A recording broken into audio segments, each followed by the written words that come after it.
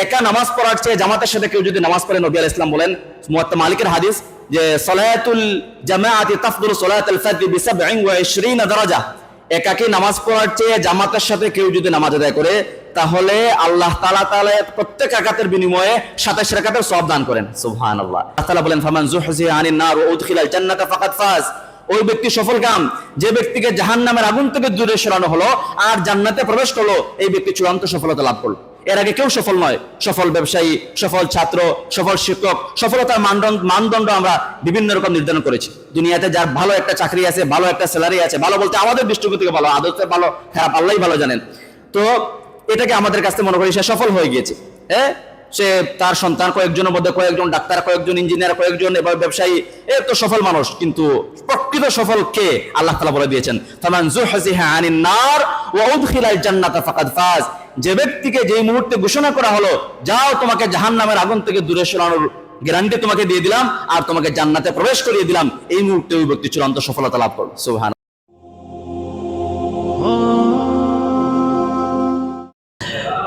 আমরা বিভিন্ন সময়ে ওয়াজ মাহফিলে জুমার আলোচনা শুনি গতানুগতিকভাবে। তো আমরা আজকে মহল্লার তরুণ ভাইদের সহ মুরব্বিয়ানে কেরাম এখানে উপস্থিত রয়েছেন, সবাইকে একত্রিত করেছে গতানুগতিকভাবে কোনো মাহফিল বা বয়ান করার জন্য নয়। আমরা আজকের বৈঠক থেকে যেন বাস্তবিক কিছু বিষয় শিখে আমাদের বাস্তব জীবনে আমরা আমল করতে পারি। এজন্য শুরুতেই আল্লাহ রাব্বুল আলামিনের কাছে দোয়া করছি, আল্লাহ রাব্বুল আলামিন যেন আমাদের আজকের এই আয়োজনকে কবুল করে, বলি আমিন। আল্লাহ রাব্বুল আলামিন এমন কথাগুলো আমাদেরকে বলার তৌফিক দান করে যেগুলো আমাদের সকলের উপকার হয়, বলে আমিন। এই আজকের বৈঠকের জন্য আল্লাহ রাব্বুল আলামিন আমাদের নাজাতের জরিয়া হিসেবে কবুল ও মঞ্জুর করে, আল্লাহুম্মা আমিন।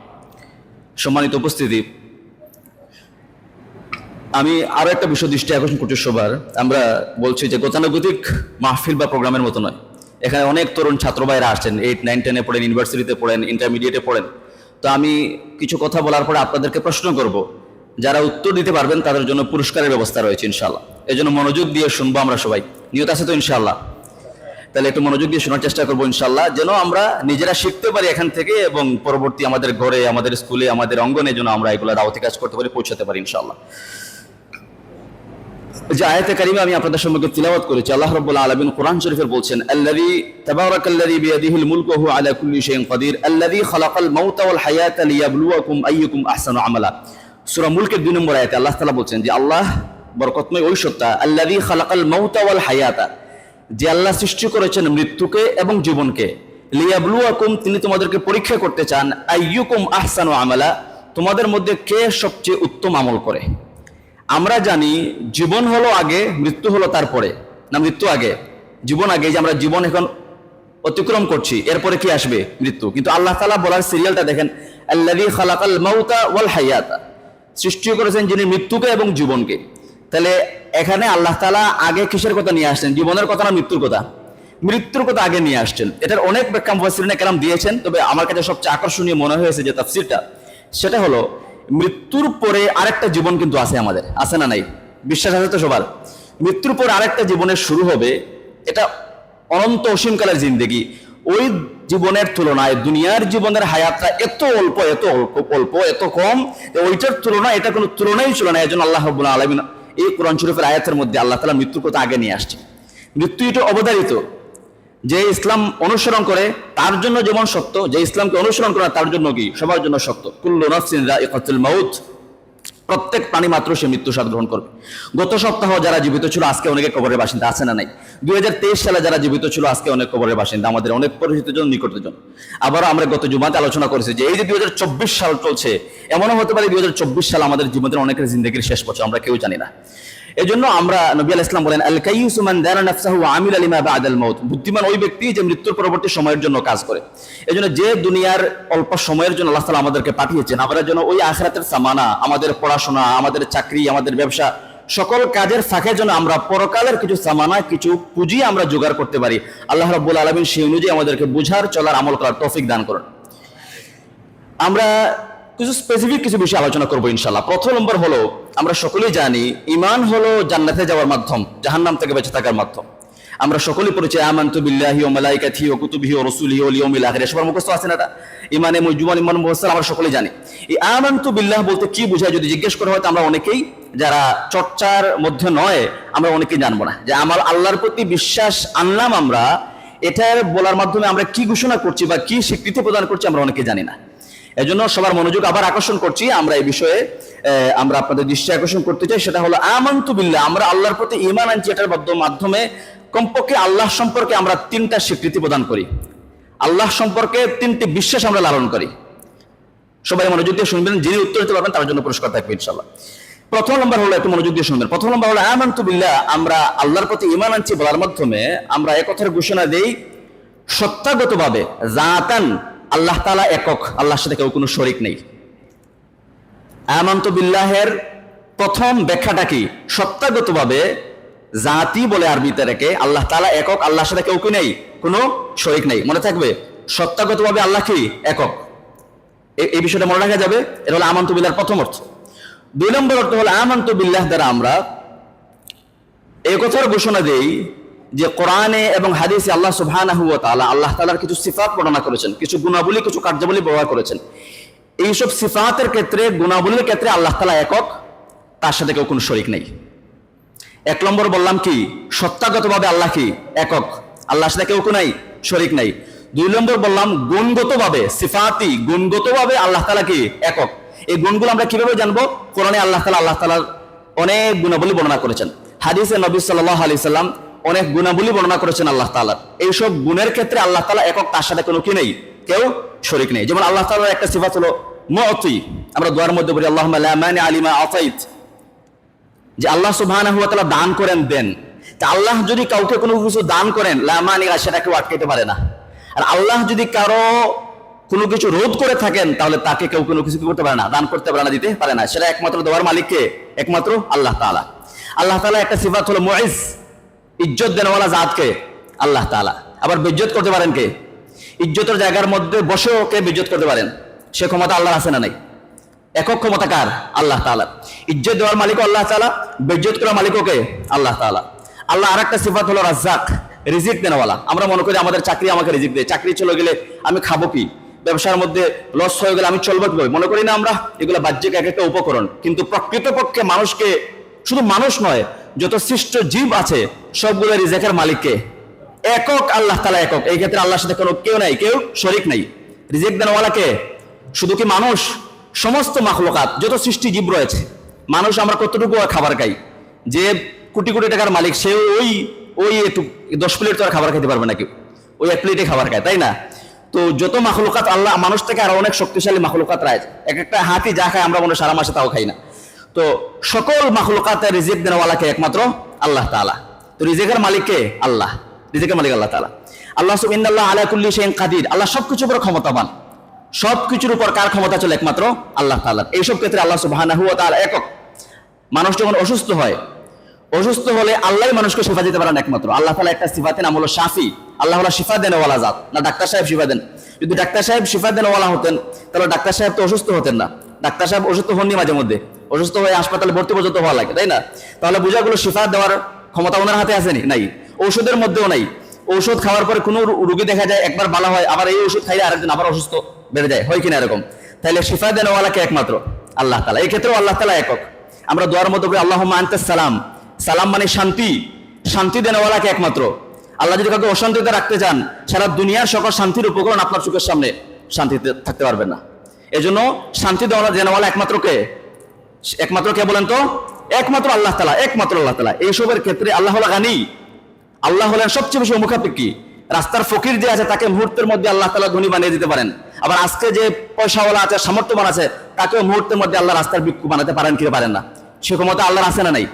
একক ক্ষমতা আল্লাহ তাআলার। এইসব ক্ষেত্রে এইসব সিফাত কোরআনে এবং হাদিসে নবী সাল্লাল্লাহু আলাইহি ওয়াসাল্লাম যেসব সিফাতগুলো আল্লাহ তাআলার গুণাবলী বর্ণনা করেছেন, এইসবের ক্ষেত্রে আল্লাহ তাআলা একক, তার সাথে কেউ নাই, শরীক নাই। তাহলে আমানতু বিল্লাহ 2টা অর্থ জানলাম। 1 নম্বর হলো সত্তাগতভাবে আল্লাহ কি একক। 2 নম্বর গুণগতভাবে আল্লাহ তাআলা একক। যেসব গুণাবলী আল্লাহ তাআলা কোরআনে বর্ণনা করেছেন, নবী সাল্লাল্লাহু আলাইহি ওয়াসাল্লাম হাদিসের মধ্যে বর্ণনা করেছেন, 2টা। 3 নম্বরে আমরা বলবো ইবাদতের একমাত্র উপযুক্ত, একমাত্র দাবিদার হলেন আল্লাহ তাআলা। ইয়াকা না'বুদু ওয়া ইয়াকা নাস্তাঈন, আমরা সূরা ফাতিহার মধ্যে বলি ইবাদত হবে একমাত্র কার? একমাত্র আল্লাহ তাআলা। দোয়া করবে একমাত্র কার কাছে?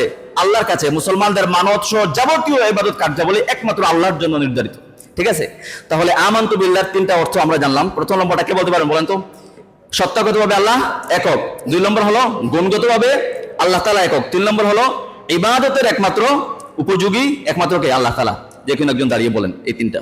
কে বলবেন? স্টুডেন্ট, ছাত্রদের মধ্যে থেকে আমি জানতে চাচ্ছি, ছাত্র ভাইদের মধ্যে যে কোনো একজন দাঁড়িয়ে আবারও বলি আমি প্রথমে বলছি যে গতানুগতিক না, শুধু শুনলাম ওয়াজ মাহফিলে এসে চলে গেলে এমন যেন না হয়, শেখার চেষ্টা করবো ইনশাআল্লাহ। আবার বলছি, আমানতু বিল্লাহর 3টা অর্থ আমরা করেছি।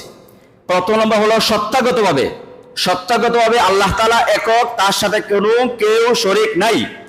2 নম্বর গুণগতভাবে আল্লাহ তাআলা একক, যেসব গুণাবলী আল্লাহ তাআলা কোরআনে এবং হাদিসে নবী সাল্লাল্লাহু আলাইহি ওয়াসাল্লাম বর্ণনা করেছেন, এইসবের ক্ষেত্রে আল্লাহ তাআলা একক, তার সাথে কোনো কেউ নাই, শরীক নাই। 3 নম্বর ইবাদতের একমাত্র উপযুক্ত দাবিদার কে? একমাত্র আল্লাহ তাআলা। বলেন না, যে কোনো একজন স্টুডেন্ট সাহস করে দাঁড়ান, ইনশাআল্লাহ পারবেন। বলেন মাশাআল্লাহ, জাযাকাল্লাহ খাইর। এই দাঁড়ান বলেন। হ্যাঁ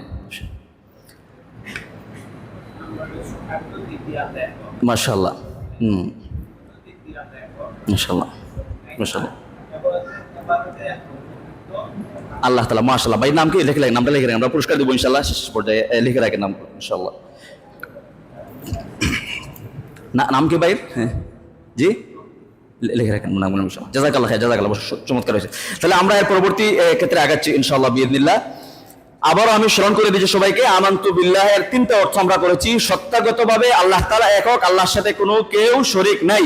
গুণগতভাবে আল্লাহর অনেকগুলো গুণাবলী আমরা আলোচনা করেছি, এগুলো শেষ নয়, আরো অনেক গুণাবলী রয়েছে। আল্লাহ তাআলার সিফাতে নাম রয়েছে, এক হাদিসের মধ্যে পাওয়া যায় 99টা, আরো অন্যান্য হাদিসে আরো বেশি পাওয়া যায়। ইমাম ইবনে তাইমিয়া রাহমাতুল্লাহ আলাইহি 160টা সিফাতে নাম উল্লেখ করেছে ওনার কিতাবে। এছাড়া আরো অনেক রয়েছে, অসংখ্য অগণিত সিফাতে নাম আল্লাহ তাআলা রয়েছে। তো যত সিফাত রয়েছে, যত গুণাবলী রয়েছে, এই সবের ক্ষেত্রে আল্লাহ তাআলা একক। আর 3 নম্বর বলেছে ইবাদতের একমাত্র উপযুক্ত হলেন আল্লাহ তাআলা, অন্য কারো ইবাদত চলবে না। এরপরে আমরা সম্মানিত তরুণ ভাইরা যারা আসছেন, আপনাদের উদ্দেশ্যে আরো 2-3টা হাদিস আমি বলতে চাই। একটা হাদিস হলো সহিহ মুসলিমের 5005 নম্বর হাদিস। কিয়ামতের দিন নবী সাল্লাল্লাহু আলাইহি সাল্লাম বলেন, লা তাজুলু কাদামা ইবনে আদম ইয়াউমাল কিয়ামাতি মিন ইনদা রাব্বিহি হাত্তা ইউসআলা আন খামসিন। যে কিয়ামতের দিন বনি আদম তার একটা পা সামনে আগাইতে পারবে না যতক্ষণ পর্যন্ত 5টি প্রশ্নের সে উত্তর না দিবে। এই 5টি প্রশ্নের মধ্যে 2টা প্রশ্ন, প্রথম নম্বর প্রশ্ন হলো যে আন উমরিহি ফিমা আফনাহ, তার জীবনটা, পুরো জীবন সম্পর্কে তুমি জীবনটা কোন পথে ব্যয় করেছো। এই জীবনের মধ্যে শিশুকাল, বৃদ্ধকাল, যৌবনকাল সবই আছে, কিন্তু এরপরে আল্লাহ সুবহানাহু ওয়া তাআলা আরো স্পেসিফিকলি জিজ্ঞাসা করবেন, আরো একটু নির্ধারিত করে, ও আন শাবাবিহি ফিমা আবলাহ, যে তুমি তোমার যৌবনকালটা কিভাবে ব্যয় করেছো। তাহলে যৌবনকালের, তারুণ্যের গুরুত্ব দিয়েছেন কিনা নবী সাল্লাল্লাহু আলাইহি ওয়াসাল্লাম হাদিসের মধ্যে? আল্লাহ তাআলা দিয়েছেন। জীবনের কথা জিজ্ঞাসা করার পরে আবারও নির্ধারিত করে প্রশ্ন করছেন, আন উমরিহি ফিমা আফনা ওয়া আন শাবাবিহি ফিমা আবলাহ, তুমি তোমার জীবন কোন পথে ব্যয় করেছো। তারপরে দ্বিতীয় প্রশ্ন হলো, তুমি তোমার যৌবনকালটা কোন পথে ব্যয় করেছো। ওয়া আন মালিহি মিন আইনা ইকতাসাবাহু ওয়া ফিমা আনফাকাহ, 3 নম্বর প্রশ্ন হবে, তুমি তোমার সম্পদ কোন পথে আয় করেছো, কোন পথে ব্যয় করেছো। ও মাযা আমিলা ফিমা আলিমা, তুমি যতটুকু জেনেছো এর উপর আমল কতটুকু করেছো। তাহলে কিয়ামতের দিন বনি আদম সে 5টা প্রশ্নের উত্তর দেওয়ার আগ পর্যন্ত একটা পা সামনে আগাইতে পারবে না। প্রথম নম্বর প্রশ্ন, তুমি তোমার পুরো জীবন কোন পথে ব্যয় করেছো। 2 নম্বর, এই জীবনের মধ্যে আবার নির্ধারণ করে দেওয়া হয়েছে যৌবনকালটা তুমি কোন পথে ব্যয় করেছো। তারুণ্যের শক্তি তোমাকে দিয়েছিলাম, তোমার শরীরের মধ্যে সামর্থ্য ছিল, এই শক্তিটা তুমি কোন পথে ব্যয় করেছো। 3 নম্বর হলো তুমি সম্পদ কোন পথে আয় করেছো। 4 নম্বর, সম্পদ কোন পথে ব্যয় করেছো। 5 নম্বর হলো যতটুকু তুমি জেনেছো এর উপর কতটুকু আমল করেছো। এরপর অন্য একজন দাঁড়িয়ে কেউ বলেন যে এই 5টা প্রশ্ন কে বলতে পারবেন কিয়ামতের দিন যে 5টা প্রশ্ন করা হবে। আবার বলবো, রেডি থাকেন, আপনারা আগে উত্তর দিতে চাইছিলেন, রেডি থাকেন। আবার বলি, কিয়ামতের দিন বনি আদম পা আগাইতে পারবে না, কয়টা প্রশ্ন উত্তর দেওয়ার আগ পর্যন্ত? 5টা। সবাই বলেন, 1 নম্বর প্রশ্ন কি, তুমি তোমার জীবন, পুরো জীবন কোন পথে ব্যয় করেছো। 2 নম্বরে, যৌবনকাল কোন পথে ব্যয় করেছো। 3 নম্বরে, সম্পদ কোন পথে আয় করেছো। 4 নম্বরে, কোন পথে ব্যয় করেছো। 5 নম্বরে, ইলম অনুযায়ী তুমি যতটুকু জেনেছো এর উপর কতটুকু কি করেছো, আমল করেছো। বলেন যে কোনো একজন ভাই দাঁড়িয়ে।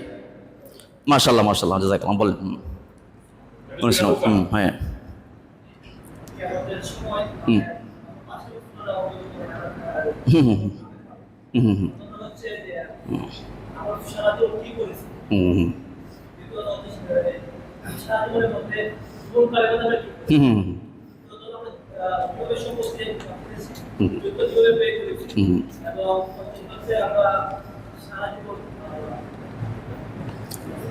পঞ্চম হলো যে ইলিম, যতটুকু ইলিম অর্জন করেছি ততটুকু আমল। আলহামদুলিল্লাহ, অধিকাংশ প্রশ্নের উত্তর হয়ে গেছে। সবাই ভাইয়ের জন্য বলি মাশাআল্লাহ, জাযাকাল্লাহ। আপনার নামটা নাম কি এখানে ভাই, নাম কি? জীবনুল লেখেন, আলহামদুলিল্লাহ।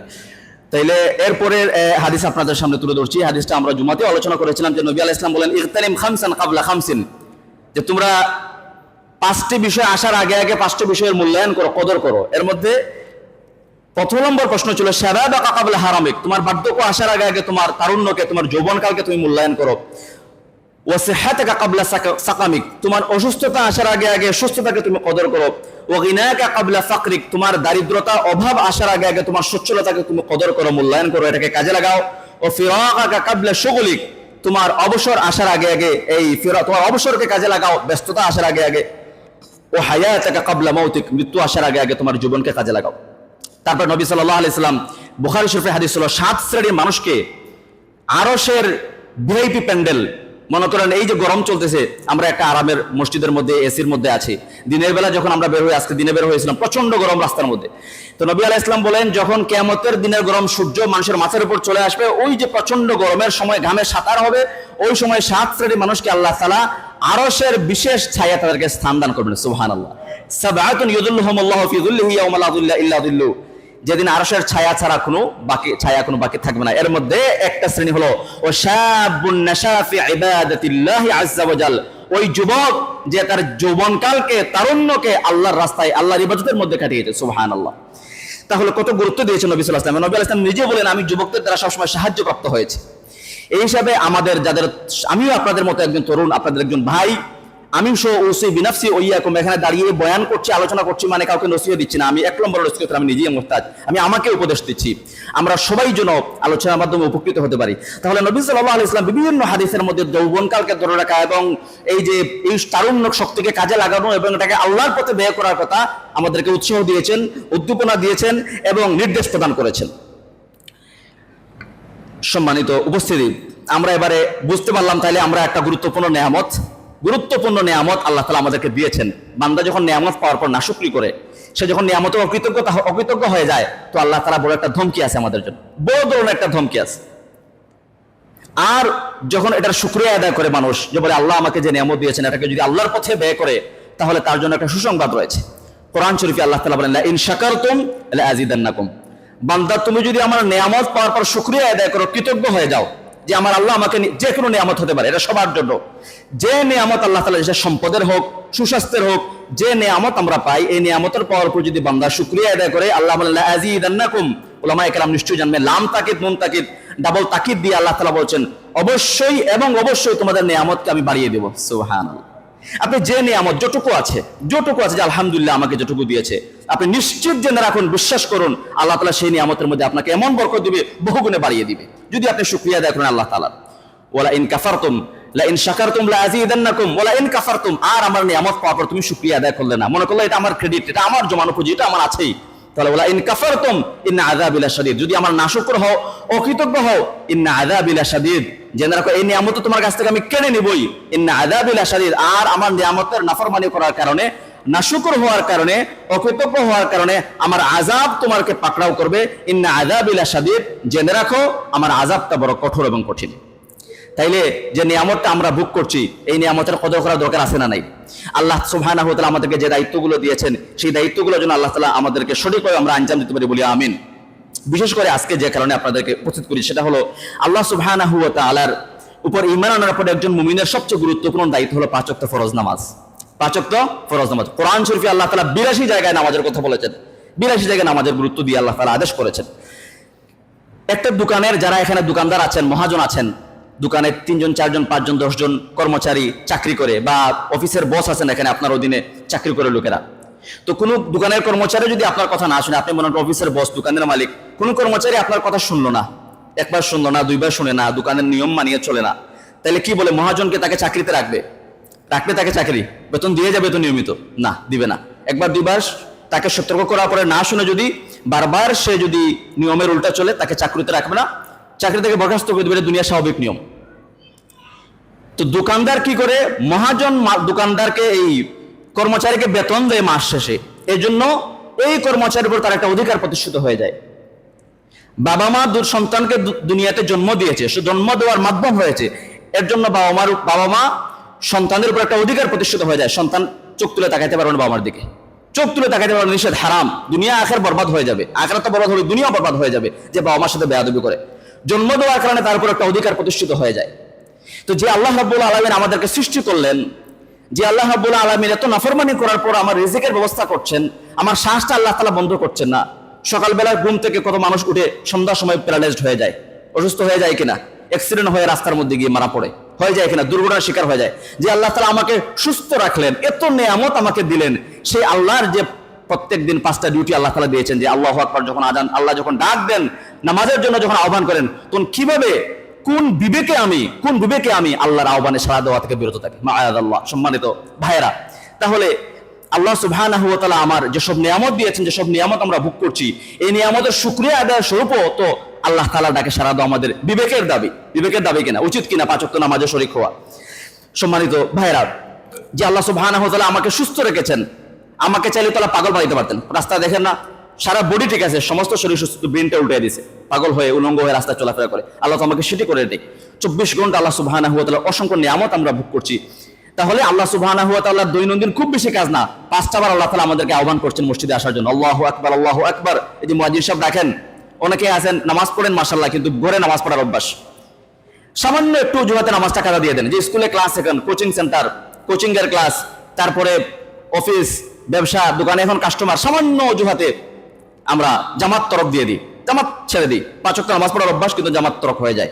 নবী সাল্লাল্লাহু আলাইহি সাল্লাম বলেন যে আমার মন চায়, একবার খবর আসলো, বুখারী শরীফের হাদিস, একবার খবর আসলো যে কিছু মানুষ ওরা কি করে, বিভিন্ন ব্যস্ততার কারণে ঘরে নামাজ পড়ার অভ্যাস বানিয়ে নিয়েছে। এই খবরটা যখন নবী আলাইহিস সালামের কাছে আসলো, উনি কি করলেন, প্রতিক্রিয়াটা কিভাবে দেখাইলেন?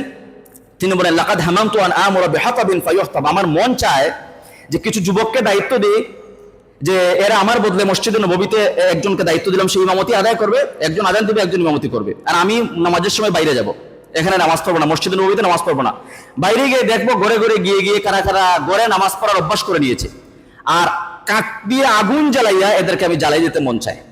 কি পরিমাণ, কত বড় ধমকির কথা নবী আলাইহিস সালাম বলেছেন। কিন্তু সে কাজটা করবো না আমি, যেহেতু ঘরে নারীরা আছে, শিশুরা আছে। সম্মানিত মুসল্লিয়ান, নবী আলাইহিস সালাম এত বড় ধমক দিয়েছেন যে জামাতে নামাজটা ফরজই হয়েছে, জামাতের সাথে ওয়ারকাউ মা'আর রাকিঈন, আল্লাহর নির্দেশ। এই জন্য আমরা আজকে যারা আসছে, এই সিদ্ধান্ত নিয়ে যাই, জীবনে যতগুলা বয়স তো আমাদের চলে গেল, ইনশাআল্লাহ আজকে থেকে যতদিন আল্লাহ তাআলা বাঁচায় রাখে, 5 ওয়াক্ত নামাজ মসজিদে এসে জামাত কখনো মিস করবো না ইনশাআল্লাহ। আল্লাহ তাআলা আমাকে, আমাদের সবাইকে আমল করার তৌফিক দান করুন। তাহলে আমরা জামাতের সাথে নামাজ পড়ার সর্বক্ষণ চেষ্টা করবো তো ইনশাআল্লাহ। আমরা মোটামুটি আলোচনা শেষের দিকে আসছি।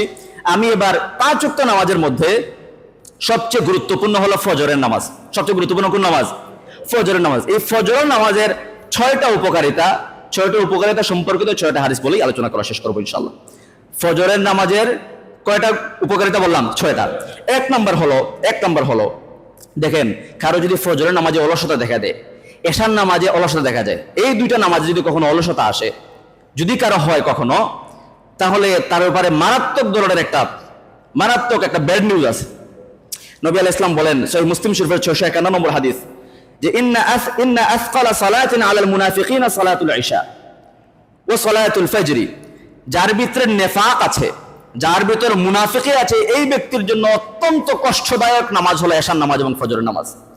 তাহলে যিনি আজকে ফজরের নামাজে অলসতা করছেন, যিনি আজকে এশার নামাজে অলসতা করছেন, বুঝে নিতে হবে তার ভিতরে সেই ভয়ঙ্কর অসুস্থতা, বেমার, নিফাক তার ভিতরে বাসা বেঁধেছে। সেটার চিকিৎসা করাতে হবে। এটা ছোটখাটো রোগ নয়। মুনাফিকের ঠিকানা জাহান্নামের, এটা কুফার থেকে আরো নিকৃষ্ট। তাহলে মুনাফিক বলা হচ্ছে না, সেই নিফাকটা তার ভিতরে, এই বেমারটা, এই অসুস্থতা তার ভিতরে আছে বলে আমরা বলতে পারি এই হাদিসের আলোকে। যদি কখনো ফজরের নামাজে, এশার নামাজে অলসতা দেখা যায়, নবী আলাইহিস সালাম বলেন, ইন্না আসকালা সালাতিন আলা মুনাফিকিনা সালাতুল ইশা ওয়া সালাতুল ফজর ওয়ালাউ ইয়ালামুনা মা ফিহিমা লা আতাউহুমা ওয়া হাবওয়ান। যদি লোকেরা জানতো ফজরের জামাতে আর এশার জামাতে শরীক হওয়ার মধ্যে এত বেশি সওয়াব, লা আতাউহুমা ওয়ালাউ হাবওয়ান, এরা হামাগুড়ি দিয়ে হলো মসজিদে উপস্থিত হতো। সুবহানাল্লাহ। তাহলে ফজরের নামাজে যিনি ফজরের নামাজে ঘুম থেকে উঠে মসজিদে আসেন, বুঝা গেল তার ঈমানটা মজবুত আছে, তার ভিতরে কোনো নেফাক নাই, মুনাফিক নাই, এই জন্য তিনি মসজিদে আসতে পারছেন। আর যাদের অলসতা যদি কখনো দেখা দেয়, আমরা তওবা করব যে আল্লাহ, আমার ভিতর থেকে ঈমান বিধ্বংসী যে ভয়ঙ্কর রোগ আছে, এর থেকে তুমি আমাকে মাফ করো, বলি আমিন। এবং আমরা ইমানের শক্তিতে বলিয়ান হয়ে যান। একজন বুজুর্গ বলছিলেন, যদি তুমি কিভাবে আশা করো যে ইমান তোমাকে ফজরের সময় ঘুম থেকে উঠাইয়া মসজিদ পর্যন্ত আনতে পারলো না, তুমি কিভাবে আশা করো সেই ইমান তোমাকে জান্নাতে নিয়ে যাবে? কিভাবে তুমি আশা করো? তাহলে ফজরের নামাজে উপস্থিত হওয়া এবং এশার নামাজে উপস্থিত হওয়া, এই হাদিস আমাদেরকে বলছে তার ইমানি শক্তির পরিচায়ক, তার ইমান মজবুত আছে বিদেশে ফজর এবং এশার নামাজে উপস্থিত হতে পারছে। তার বিপরীতটা, যদি ফজর এবং এশাতে অলসতা দেখা দেয়, তাহলে তার ভিতরে নিফাক আছে হিসাবে আমরা চিহ্নিত করতে পারি এই হাদিস থেকে। তাহলে 1 নম্বর উপকারিতা হলো, যিনি ফজর এবং এশাতে উপস্থিত হবেন তার ইমান শক্তিশালী আছে হিসাবে নবী আলাইহিস সালাম কি করেছেন? নির্ধারণ করে দিয়েছেন। 2 নম্বর উপকারিতা হলো সহিহ মুসলিম শরীফের হাদিস, নবী আলাইহিস সালাম বলেন, মান সাল্লা সালাতাস সুবহি ফাহুয়া ফি যিম্মাতিল্লাহ।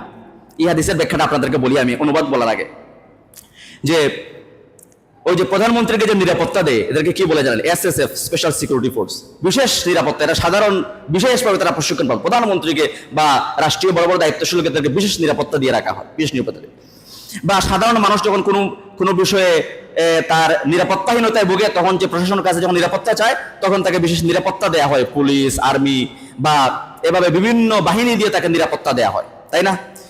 তো নবী সাল্লাল্লাহু আলাইহি ওয়াসাল্লাম বলেন, মান সাল্লা সুবহা ফাহুয়া ফি যিম্মাতিল্লাহ, যে ব্যক্তি ফজরের নামাজটা পড়বে, কোন হাদিসে আছে মান সাল্লা সুবহা ফি জামাআতিন, ফজরের নামাজটা জামাতের সাথে পড়বে, সারা দিন সে আল্লাহ সুবহানাহু ওয়া তাআলা জিম্মাদারির মধ্যে অবস্থান করবে। সুবহানাল্লাহ।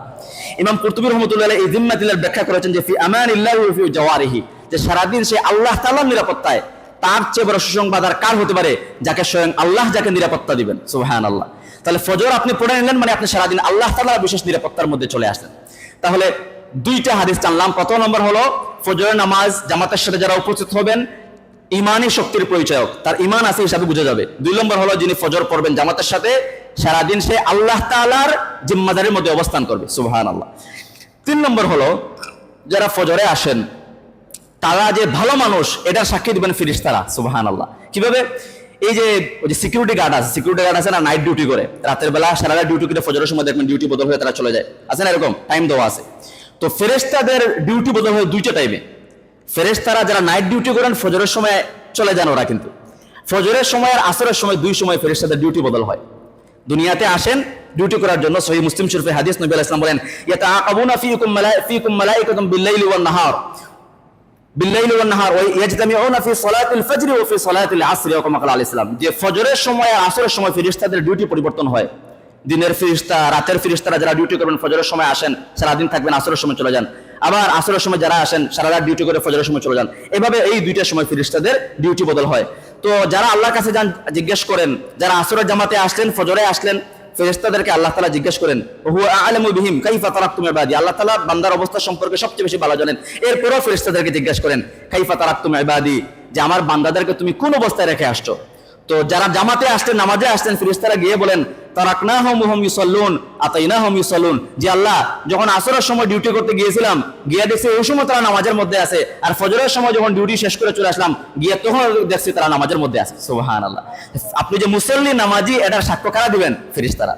3টা উপকারিতা বললাম। 1 নম্বর হলো, ফজরের নামাজ জামাতের সাথে যারা আসবেন ইমানি শক্তির পরিচায়ক, আপনার ইমান আছে এটা বোঝা যাবে। 2 নম্বর, ফজরের নামাজ যে ব্যক্তি জামাতের সাথে পড়বে সারাদিন আল্লাহ তাআলা জিম্মাদারের মধ্যে অবস্থান করবে, আল্লাহ তাআলা তার নিরাপত্তা দান করবেন। আল্লাহ যাকে নিরাপত্তা দিবেন তার কেউ ক্ষতি করতে পারে? কি বলেন? ক্ষতি করতে পারে? ক্ষতি করতে পারে না। 3 নম্বর হলো, আপনি যে নামাজি এটা সাক্ষ্য কারা দিবেন? ফেরেশতারা দিবেন। 3টা। 4 নম্বর উপকারিতা হলো, এশার নামাজ যে ব্যক্তি জামাতের সাথে পড়বেন, নবী আলাইহিস সালাম বলেন, মান সাল্লাল ইশা ফি জামাআতিন ফাকান্নামা কামা নিসফাল লাইল, এশার নামাজ যে ব্যক্তি জামাতের সাথে পড়বে অর্ধেক রাত নামাজ পড়ার সওয়াব আল্লাহ তাআলা তাকে দান করবেন। ওমান সাল্লা সুবহা ফি জামাআতিন ফাকান্নামা সাল্লাল লাইলা কুল্লাহ, আর ফজর নামাজ যে ব্যক্তি জামাতের সাথে পড়বেন সারা রাত নামাজ আদায় করার সওয়াব আল্লাহ তাআলা দান করবেন। সুবহানাল্লাহ। তাহলে কয়টা উপকারিতা জানলাম? 4টা। মনে রাখবেন কিন্তু, আমি 6টা বলে সবার কাছ থেকে দেখি কে বলতে পারেন আবার সবার আগে। 5 নম্বর হলো, আমাদের সকল আমাদের উদ্দেশ্য কি? জাহান্নাম থেকে মুক্তি পাওয়া না? জাহান্নাম থেকে মুক্তি পাওয়া। আল্লাহ তাআলা বলেন, ফামান যুহজিহা আনিন নার ওয়া উদখিলাল জান্নাতা ফাকাদ ফাজ, ওই ব্যক্তি সফলকাম যে ব্যক্তিকে জাহান্নামের আগুন থেকে দূরে সরানো হলো আর জান্নাতে প্রবেশ করলো, এই ব্যক্তি চূড়ান্ত সফলতা লাভ করলো। এর আগে কেউ সফল নয়। সফল ব্যবসায়ী, সফল ছাত্র, সফল শিক্ষক, সফলতার মানদণ্ড আমরা বিভিন্ন রকম নির্ধারণ করেছি। দুনিয়াতে যার ভালো একটা চাকরি আছে, ভালো একটা স্যালারি আছে, ভালো বলতে আমাদের দৃষ্টিকোণ থেকে ভালো, আদতে ভালো খারাপ আল্লাহই ভালো জানেন, তো এটাকে আমাদের কাছে মনে করি সে সফল হয়ে গিয়েছে। হ্যাঁ, সে তার সন্তান কয়েকজনের মধ্যে কয়েকজন ডাক্তার, কয়েকজন ইঞ্জিনিয়ার, কয়েকজন এবার ব্যবসায়ী, এর তো সফল মানুষ। কিন্তু প্রকৃত সফল কে? আল্লাহ তাআলা বলে দিয়েছেন, ফামান যুহজিহা আনিন নার ওয়া উদখিলাল জান্নাতা ফাকাদ ফাজ। যে ব্যক্তিকে যেই মুহূর্তে ঘোষণা করা হলো যাও তোমাকে জাহান্নামের আগুন থেকে দূরে সরানোর গ্যারান্টি তোমাকে দিয়ে দিলাম আর তোমাকে জান্নাতে প্রবেশ করিয়ে দিলাম, এই মুহূর্তে ওই ব্যক্তি চূড়ান্ত সফলতা লাভ করলো। সুবহানাল্লাহ। এর আগ পর্যন্ত কেউ সফল নয়। এই জাহান্নাম থেকে মুক্তির জন্য নবী আলাইহিস সালাম বলেন, যে ব্যক্তি লান ইয়ালিজান নার আহাদুন সাল্লা ক্বাবলা তুলুইশ শামসি ওয়া গুরুবিহা, যে ব্যক্তি ফজরের নামাজ এবং আসরের নামাজ জীবিত আদায় করবে কখনো ওই ব্যক্তি জাহান্নামে প্রবেশ করবে না। সুবহানাল্লাহ। লান ইয়ালিজান নার, নবী আলাইহিস সালাম বলেছেন, সহিহ মুসলিম শরীফের হাদিস। সর্বশেষ 6 নম্বরটা বলতে যাই যে ফজরের আগে 2 রাকাত সুন্নত যে নামাজ পড়ি, এই 2 রাকাত সুন্নতের মূল্য সবচেয়ে বেশি। কতটুকু মূল্য? নবী আলাইহিস সালাম বলেন, রাকাতুল ফজর খায়রুম মিনাদ দুনিয়া ওয়া মা ফিহা, যে ফজরের 2 রাকাত সুন্নত খায়রুম মিনাদ দুনিয়া ওয়া মা ফিহা, দুনিয়া এবং দুনিয়ার মধ্যে যা আছে তার চেয়ে বেশি উত্তম। সুবহানাল্লাহ। এটা বুঝেন নাই, অনেক বেশিরভাগ বুঝেন নাই দুনিয়া এবং দুনিয়ার মধ্যে যা আছে উত্তম দ্বারা কি বুঝাইছে, অনেকে বেশিরভাগ বুঝেননি। আমি বলি আপনাদেরকে, মনে করেন এই করিমুল্লাহ মার্কেটে একটা দোকান যদি আপনি কিনতে যান, একটা দোকান 4-5 লাখ টাকা দাম হয় নিশ্চিত, এটা সর্বনিম্ন বললাম, আরো বেশি হতে পারে। এই ছোট একটা দোকান 3 তলা 4 তলা 5 তলার উপরে আপনি কিনতে গেলে 4-5 লক্ষ টাকা দাম। আর যদি পুরো মার্কেটটা কিনতে যান কয়েক কোটি টাকা হবে। এটা উদাহরণস্বরূপ বোঝার জন্য বললি। আর যদি পুরো সিলেট কেউ কিনতে যায়, এটা সম্ভব কিনা? যদিও মনে করেন কেউ কিনে নিল, এটা কি কোনো ডিজিটাল ধরবে নি কত টাকা হয়? ধরবে না। আর সারা বাংলাদেশ যদি কেউ মালিক হয়ে যায়, সারা বাংলাদেশের মালিক মনে করেন যা আছে এখানে ভিতরে যা আছে ব্যাংক ট্যাঙ্ক সহ, এটা তো অসংখ্য উন্নত টাকা তার লাগবে প্রয়োজন, তাই না? তো পুরো দুনিয়ার যদি কেউ মালিক হয়ে যায়, পুরা দুনিয়ার মালিক হয়ে গেল কেউ, আর পুরা দুনিয়ার সকল সম্পদ আল্লাহ রাস্তায় দান করে দিল, যতটুকু সওয়াব পাবে ফজরের 2 রাকাত সুন্নাত পড়ে আল্লাহ তাআলা তার চেয়ে বেশি সওয়াব দান করবেন। রাকাতুল ফজর খায়রুম মিনাদ দুনিয়া ওয়া মা ফিহা, সহিহ মুসলিম শরীফের হাদিস, নবী আলাইহিস সালাম বলেছেন। সম্মানিত মুসলিম, তাহলে ফজরের 2 রাকাত সুন্নতের মূল্য যদি এত হতে পারে, তাহলে ফরজের মূল্য কত হতে পারে আবার চিন্তা করেন। তাইলে আমরা ফজরের নামাজের 6টা উপকারিতা জানলাম, শুধু শিরোনামগুলো বলবো, তারপরে দেখবো আল্লাহর কোন বান্দা সবার আগে এসে এই 6টা উপকারিতা বলতে পারেন। প্রথম নাম্বার হলো, আমরা বলছিলাম যিনি ফজরের নামাজে আসবেন তার উপকারিতা হলো ঈমানী শক্তির পরিচায়ক। বলেন এই বাক্যটা মুখস্থ বলেন, ঈমানী শক্তির পরিচায়ক। বলেন, আবার বলেন। তাহলে 1 নম্বর। 2 নম্বর হলো, দিই কার মনে 2 নম্বরটা বলেন তো? আল্লাহর জিম্মায় অবস্থান করবে। যত ফজরের নামাজ যে ব্যক্তি পাবে এটা পরীক্ষা করে দেখবেন। যেদিন আপনি ফজর পড়ছেন আর যেদিন পড়তে পারেন নাই, 2 দিন মধ্যে আকাশ পাতাল পার্থক্য। আরেকটা হাদিস মাঝখান দিয়ে বলি আমি, বুখারী শরীফের হাদিস, যে ইন্নামা ইয়াকুদুশ শাইতানু আলা কাফিয়াতি রাসি আহাদিকুম ইযা হুয়া নামা সালাসা ওয়াকাত, মানুষ যখন ঘুমায় শয়তান তার মাথার পিছনে এসে 3টা গিট লাগায়। এই যে ঘিরো দেয় না, এবার দড়ি দিয়ে বাঁধে, এবার 3টা গিট লাগায়। লাগায় কি বলে, এই যে সেদিন রাগিব ভাই মেডিকেলের হোস্টেলের ডাক্তারদের সাথে প্রোগ্রাম ছিল, এখন তাদের সামনে যখন হাদিসটা বলি আমি, সবাই ডাক্তার, পুরো মসজিদ ভর্তি ডাক্তার এবং এই স্টুডেন্ট, মেডিকেলের স্টুডেন্ট। তো এই হাদিসটা বলার আগে, যেহেতু হাদিসটা তো বুখারীর হাদিস, বিশুদ্ধ হাদিস, তো এরা আবার ডাক্তার, আমি বললাম আপনারা আবার মেডিকেল সায়েন্সের দিয়ে আমি তো বুঝতে ব্যাখ্যা দিতে পারবো না। নবী আলাইহিস সালাম বলেছেন মানুষ ঘুমানোর সময় 3টা গিট লাগায়, এটা দুনিয়া উল্টে গেল, আমাকে কেউ একথা বুঝাতে পারবো না যে এটা কিভাবে সম্ভব, আমি জানি না কিভাবে, কিন্তু আল্লাহ নবী আলাইহিস সালাম বলে গিয়েছেন শতভাগ সত্য, দুনিয়া উলটপালট হয়ে যেতে পারে, এটা কখনো মিথ্যা হওয়ার কোনো সম্ভাবনা নাই। তো এটা বললাম যে আমি, আপনারা যে আমাকে বলেন যে এটা বিশ্বাস করি না আমি, তাহলে ইমানের সমস্যা আছে। তখন একজন ডাক্তার, এই ডাক্তার শিশির ঢাকা থেকে আসছে, উনি বড় একজন ডাক্তার, উনি বললেন আপনার আলোচনা পরে আমার কিছু কথা আছে। আমি বলি আল্লাহ জানে, ভুলটু ধরে কিনা আল্লাহ জানে। তো উনি তখন দাঁড়িয়ে, পুরো মজমাবর্তী ডাক্তাররা দাঁড়িয়ে বলেন যে এই হাদিসটা উনি সায়েন্টিফিক্যালি এভাবে ডাক্তারদেরকে বিভিন্ন পরিভাষা ব্যবহার করে সায়েন্টিফিক্যালি প্রুফ করলেন যে হাদিসটা শতভাগ সত্য। সুবহানাল্লাহ। তো নবী আলাইহিস সালাম বলেন মানুষ যখন ঘুমায় তার মাথার পিছনে এসে শয়তান 3টা গিট লাগায় কি বলে, আলাইকা লাইলুন তাওয়িলুন ফারকুত, রাত্র তোমার জন্য অনেক লম্বা, তুমি আরামে ঘুমাও। ফাইন যাকারাল্লাহ ইন হাল্লাত উকদাতুন, যখন এই ব্যক্তি ফজরের সময় উঠে আল্লাহর নাম নিয়ে উচ্চারণ করে, আলহামদুলিল্লাহিল্লাযী আহয়ানা বা'দা মা মাতানা ওয়া ইলাইহিন নুশুর, অথবা বিসমিল্লাহ আলহামদুলিল্লাহ পড়ে নিল, আল্লাহর নাম মুখ দিয়ে আনলো। তো আল্লাহর নাম মুখ দিয়ে উচ্চারণ করার সাথে সাথে 3টা গিট যে শয়তান লাগাইছিল, 3টা গিটের একটা গিট অটোমেটিকলি খুলে যায়। সুবহানাল্লাহ। ফাইন তাওয়াদ্দা ইন হাল্লাত উকদাতুন, যখন ওই ব্যক্তি ফজরের নামাজ পড়ার জন্য ওযু করে তার 2 নম্বর গিটটা ছুটে যায়। ফাইন সাল্লা ইন হাল্লাত উকদাতুন, যখন ওই ব্যক্তি ফজরটা পড়ে নেওয়ার সময় মতো তার 3 নম্বর গিটটা ছুটে গেল। ফাআসবাহা তাইবান নাফসি, ফলে ওই ব্যক্তির সারাদিন উদ্যমের সাথে আনন্দের সাথে কাটে। সুবহানাল্লাহ। এর পরের অংশ আরো গুরুত্বপূর্ণ, ওয়া ইল্লা খাবিসান নাফসি কাসলানা, আর যে ফজরটা পড়লো না সময় মতো তার 3টা গিট রয়ে গেল, খাবিসান নাফসি কাসলানা, নবী ইসলাম বলেন তার সারাদিন একটা অলসতা, পরীক্ষা করে দেখবেন, সারাদিন একটা অলসতা মন মরা তার ভিতরে কাজ করে। এখন যার 2 দিন ফজর নামাজে তার কয়টা গিট জমছে? 6টা। আর যে গত রমজানে পড়ছে আর সামনে রমজানের অপেক্ষায় আছে, তার কি অবস্থা পর চিন্তা করেন। তাইলে আমরা এটা পরিবার, ফজর যদি ঠিক না থাকে, আপনার ফজর যদি ঠিক না থাকে, এই যে পড়াশোনা, স্কুল, কলেজ, ইউনিভার্সিটি, চাকরি, ব্যবসা, কোনো কিচ্ছুতে বিশ্বাস করেন আপনি বরকত পাবেন না। নবী আলাইহিস সালাম বলেছেন কিচ্ছুতে বরকত পাবেন না আপনি, পরিবার, সমাজ, কোনো কিছুতে বরকত আসবে না। এই জন্য ফজরটা আমাদের গুরুত্ব হইতে হবে। আমার যদি বলেন যে খতিব সাহেব আমাকে পায়ে ধরেন, আপনি পায়ে ধরলে আমি ডেইলি ফজরে আসবো, আমি আপনার পায়ে ধরতে রাজি আছি, আমি আপনার পায়ে ধরতে রাজি আছি। এরপর আমি আমার সম্মানিত ভাইয়ের আজকে যারা উপস্থিত হয়েছেন, আমরা সিদ্ধান্ত নিয়ে যাই যে আজকে থেকে ইনশাআল্লাহ বিইজনিল্লাহ আল্লাহ যতদিন বাঁচায় রাখে আমাদেরকে, দুনিয়া উল্টে গেলে ফজর নামাজ আমাদের সাথে মিস দিব না ইনশাআল্লাহ।